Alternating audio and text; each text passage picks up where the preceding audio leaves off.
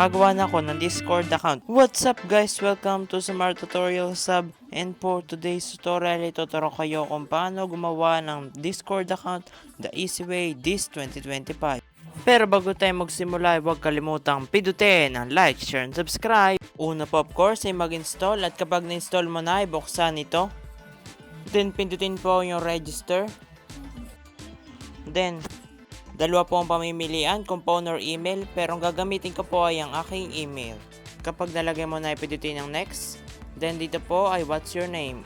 Ilagay po dito ang iyong magiging display name. You can use emoji and special characters.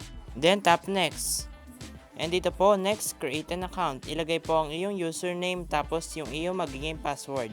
Make sure po na secure ang password at unique ang iyong username. Pag okay na po ay tap ang next. Then ilagay po ang iyong birth date or date of birth para malaman ko ilang taon ka na.